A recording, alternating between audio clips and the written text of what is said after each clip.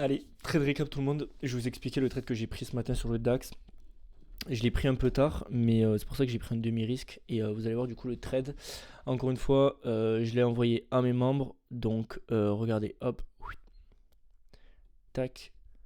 Ici, plus d'annonces jusqu'à 14h30. Jusqu'à 11h30 maximum sinon rien, vous voyez, je l'ai envoyé ici. Je l'ai pris même après 11h. Mais vous allez voir que c'était quand même un setup intéressant. Là, on est venu chercher les relative equal low. C'était quand même un beau trade. Je vais vous expliquer toute l'analyse. Donc en 4 heures, qu'est-ce qu'on a vu? Donc déjà, il y avait cette vente là que j'ai ratée, mais il y avait trop d'annonces ce matin. C'est pour ça que dans tous les cas, avant 10h30, c'était chaud de prendre un trade. Donc on est revenu dans ce fair value gap en 4 heures. Hop, je vais tout vous enlever. Fair value gap en 4 heures ici, vous voyez. Via le biais de cette bougie là, j'ai quand même pris un rebond, même si elle est en train de tout ravaler. Elle clôture dans 8 minutes. Donc là, après, ça sera sûrement baissier.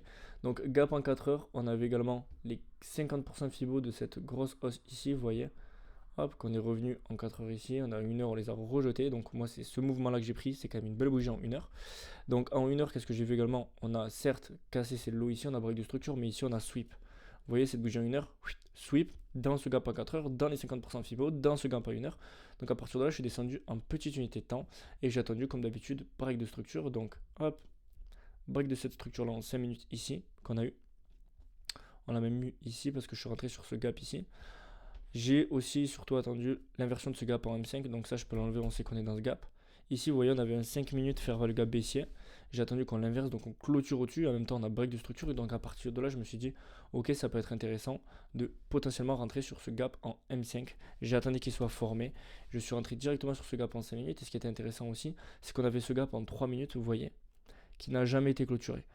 Hop, vous voyez, on avait ce gap en 3 minutes, on est venu toucher le gap en M5, donc je suis rentré ici. Et dès que j'ai vu que la M3 a clôturé ici, que les moyens mobiles se sont croisés, je me suis dit, ok, c'est très très beau. Donc je suis rentré moi sur cette entrée en M5, avec un gap, avec un stop à 18 points. Ça fait un stop assez gros, je vous l'accorde, mais après 18 points ça va, hein. Je visais un TP final ici, qui n'a jamais été touché, et en fait je suis sorti en trail stop. Pourquoi? Parce que déjà j'ai pas pris beaucoup de risques, parce que c'était pas un 5 étoiles, et parce qu'on était assez tard.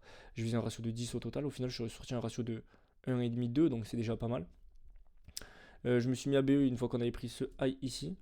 Et après, j'avais un premier TP sur ce high en 1 heure là, vous voyez. Au final, on a juste pris ce high en 1 heure pour aller plus bas.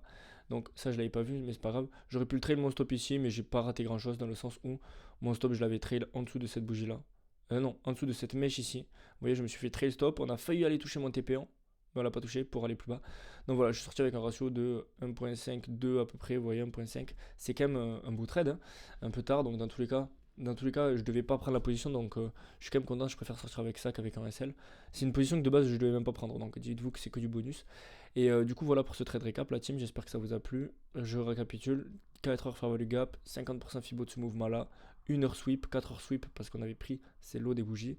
BOS en M5, inversion en M5, retour sur un gap M5, c'est tout le temps la même chose, c'est tout le temps la même chanson, et c'est comme ça que ça marche. Je vous souhaite une très très belle journée, et on se dit à la prochaine dans un nouveau trade récap.